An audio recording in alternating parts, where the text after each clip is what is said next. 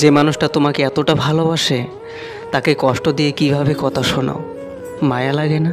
যে মানুষটা তোমার চোখের দিকে তাকিয়ে দুঃখ ভুলে যায়, সারাদিনের ক্লান্ত ভুলে যায়, তাকে ছেড়ে যাওয়ার কথা কিভাবে ভাবতে পারো? কান্না পায় না?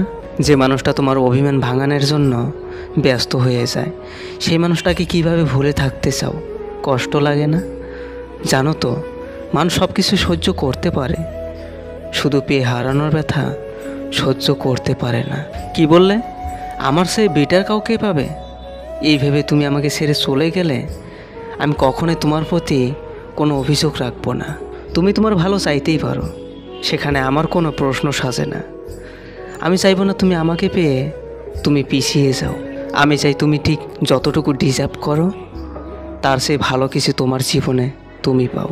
তাই তোমার যদি কখনো মনে হয় আমি তোমার জন্য সঠিক না, তুমি নির্দ্বিধায় আমাকে বলে দিতে পারো। শুধু একটা কথা মনে রেখো, যদি কখনো আবার ফিরে আসতে মন চায়, তোমার না ফেরাই হবে সঠিক সিদ্ধান্ত। কারণ ফিরে এসে দেখবে আমি সেখানে আর নেই।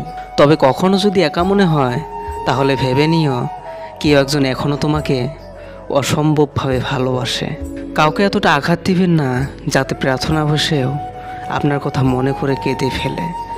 কারণ তখন বিচারটা মানুষের কাছে নয়, আল্লাহর কাছে চলে যায়। কারণ হাত ধরার আগে 100 বার নয়, 1000 বার ভাবুন সেই হাত দুটো ধরে রাখার ক্ষমতা আপনার আদৌ সারা জীবন থাকবে কি না। কিছুদিন পর পরিবারে দোহাই দিয়ে কিংবা অন্য কোনো অজুহাত দেখিয়ে হাত দুটো ছেড়ে দিয়ে নিজেকে প্রতারকের পরিচয় দিবেন না।